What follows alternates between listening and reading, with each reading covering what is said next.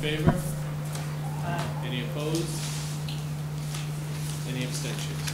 One abstention. The goals for tonight, if you recall, we've scheduled the appearance. It's on the agenda listing the times that people are expected to show this evening. So the goal is to hear from those that are scheduled, and we also are open to public comment. Are there any persons present who wish to make a public comment this evening? Depending on what happens, maybe. No? Public comment is open at 7 o'clock. It closes at 7:15. Okay, it's fine. I'm going to make it. And this is your time. Thank you. Jean, can you? Yep. Never mind. Alex is the perfect. Alex. I'm sorry. Chris. I can just pull this chair up. That's okay. You can pull the chair over. Okay. Chris? No. I wasn't asking you to do anything with the chair. 3 minutes? I needed your pad, if I may. Piece of Can you paper. piece of paper?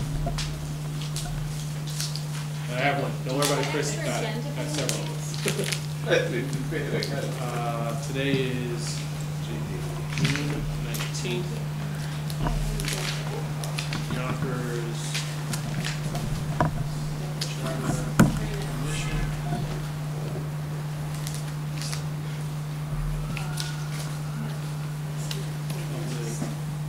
Speakers. Print. Sign. We can pass that down to her and ask her to sign it, please. You have 3 minutes for public comment, and this time is open at each meeting from 7 to 7:15 for public comment. Thank you. My name is Deirdre Kaur, and I had actually submitted some comments last year. And what I'm mainly interested in is having an outside audit of the compliance with the Freedom of Information request laws and the open meetings laws, because I personally have foiled many times for different kinds of information from the city that's public information, and frequently, I'd say 95% of the time, the responses are outside of the legal mandated periods that are permitted under the law, because you're supposed to get a response within 5 days of it that they've received your request, and then you're supposed to be able to get your information if it's available within 20 days. And that is, the norm is way outside of those bounds, and sometimes the requests are not even replied to. So it's a real problem because, public information is so critically important for people, especially now that the city is undergoing so many changes, which are really positive changes, but, for the public to participate in an informed way, we need to be able to have access to certain kinds of information that isn't always made immediately available. So, also under the Freedom of Information law, any minutes of any meeting are supposed to be available to the public 2 weeks after they take place. And last year I had foiled the minutes of these Charter Commission revision meetings as well as the agendas, and I was told there were no records of any of these meetings. There were no minutes kept, there were no agendas. I also foiled for or I actually didn't, but somebody else foiled for the oaths of office, which are supposed to be kept on file in the city clerk's office. Those requests have never been filled either. So there's some serious issues. Also with the open meetings laws, there's frequently meetings that are held that are not posted in a timely manner.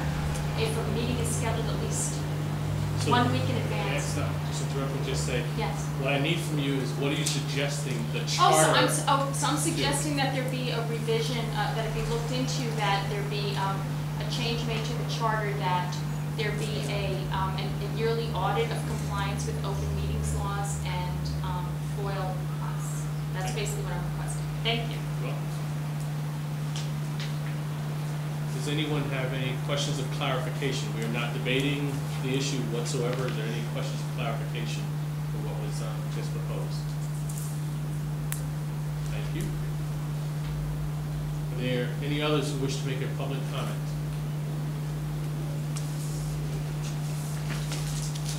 So stating the goals for tonight are to hear the scheduled speakers and then determine next steps with respect to the issues that are in front of us, which are from these persons, and then there was two other issues that Steve was going to report back on this evening. So we can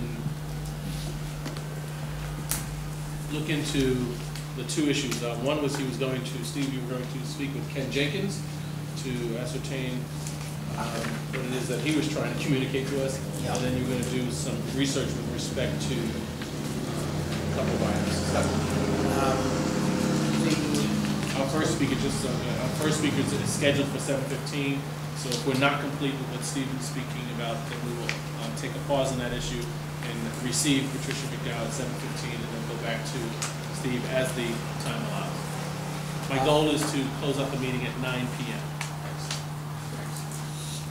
As far as the Ken's letter, the first thing that I did, let me remind you what it is that he had written about. He had written about two items. One was the selection of the majority and minority leaders, and required that there be a notification to the clerk of the council that the majority and minority leaders were selected at a, quote, duly convened caucus by a vote of a majority of all caucus members. And that was what he had proposed. The first thing that we did was do a word search through the entire charter. In fact, we even looked at the code to see whether there was any language in the charter or in the code about how the majority and minority leader is selected, and whether or not there was anything elsewhere in the code that would shed some light on anything that might be relevant to selection of the majority and minority.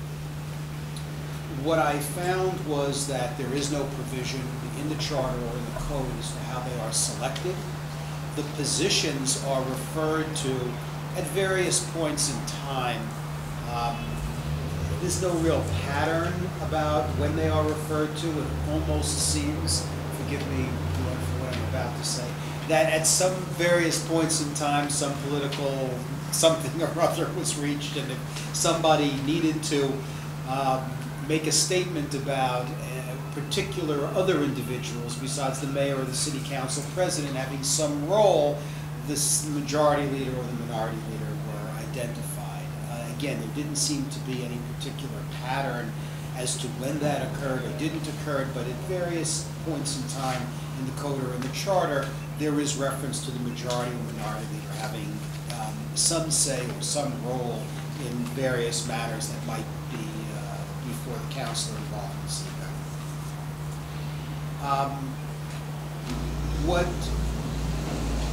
What troubled me about this, not on the merits, that's a decision others can make, but what troubled me about this structurally is that by placing this kind of restriction in the charter, it means that it can only be amended or changed by an amendment to the charter. Normally, the general rule is that legislative bodies determine the rules of their own proceedings. That would normally include the selection of a majority and minority. I tried to reach out to Ken. We played a little bit of telephone tag to ascertain whether there was something else that might factor into this. I'm going to still try to reach out to him, but I couldn't find any place else, again, in dealing with municipalities of Yonkers size. I put New York City aside because of the size of its council and the fact that its structure of government